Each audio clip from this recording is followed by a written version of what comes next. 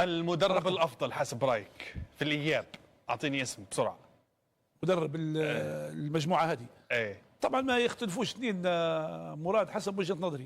عليه رضا بن دريس. مجموعتين، اعطيني مدرب عن مجموعتين. رضا بن دريس وممكن لا خلاص واحد فقط، شو نسميه لي زوز تشكيله مدرب واحد. لا نقصد من المجموعتين اختار لي مدرب. رضا بن دريس واضح يعني. بس النصر والاخضر لم يكن بالشكل القوي حتى يصل نتكلم على بدايه مرحله. الاخضر لين جاء رضا بن دريس وعدل في الاوتار. صحيح. على الاخضر برضه الاخضر قبل رضا بن دريس مر بفتره فراغ، ولكن انا نعطي الاحقيه لاصحابها. اليوم رضا بن دريس هو اللي دار الشغل هو ورجع الفريق في فتره زمنيه. راهو انت تحكي على ايامه مراد صعبه وقصيره. انك انت تحكي على ايام انك ترد فريق في الفورمه واختياراتك تكون وتحتاج لتوفيق كبير وتحتاج للاعبين اللي يقدروا يجاوبوا في الميدان. مراد ما قلتليش اسامه مدربك؟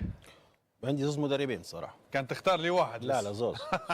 مشيت برا الاول منهم زوز مع بعض. من المدرب من المساعد. لا زوز مع بعض. هذا ما فيش كيف. انا بنختار زوز. فاعطيني منه. هاي رضا بن دريس وحسام البدري.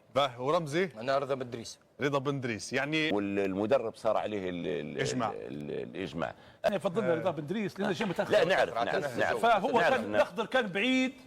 لا نعرف فجاء من بعيد. نحن عادل نتفق وفي كل الاستديوهات قلنا ان الاخضر مع رضا بن دريس شيء اخر. صحيح. زي ما كان الاهلي مع ناصر الحديري تغير شكل الفريق.